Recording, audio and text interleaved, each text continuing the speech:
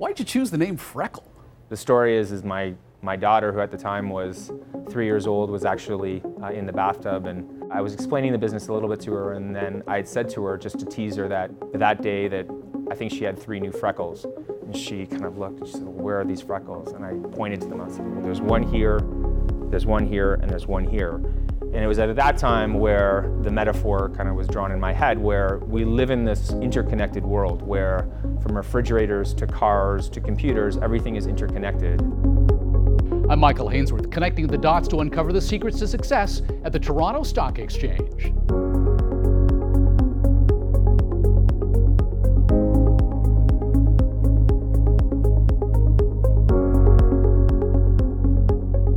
Freckle founder and CEO Neil Sweeney built a company called on by hedge funds, retailers, and the auto industry to determine how successful they are at attracting customers.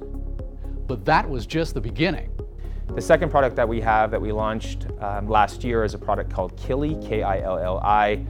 It's an identity product that allows consumers to take back control of their own data from firms that have been collecting it pervasively. So you're allowing me to sell myself to companies? Well, I would say that yes, up until now, there's thousands of companies today that are actually collecting your data. You plan to grow 100% every year? No pressure. If you're building products that can't scale in the triple digits, then the question becomes, why are you building them? How does TMX Group help you scale?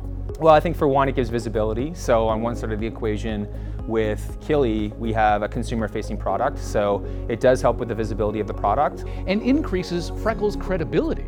When we got to that commercialization stage, you have a fork in the road. Most entrepreneurs, when they have their idea, have been conditioned to go to the venture capital community, raise money, give up a percentage of their equity, put their head down, do the work, and then ultimately try to commercialize that product.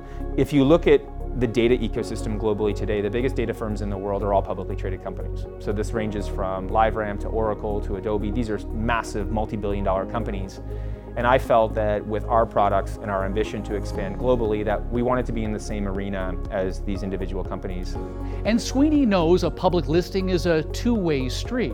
As an investor, you can participate in Freckle at the ground floor. You do have the liquidity, which you don't necessarily have in a VC market. And for us, we do feel that we can be strategic with the use of that equity.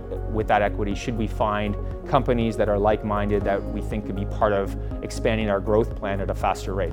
So the end game here isn't to be swallowed up by one of those big giants you mentioned, it's to swallow them up. I feel that we're really on the verge of a major disruptive change, one that is going to upset the last 15 years of businesses and companies that have actually been built on the internet. And as a consequence of that, you're going to see the emergence of amazing new companies who are solving different problems with different technologies in different ways. We aspire to be one of those companies.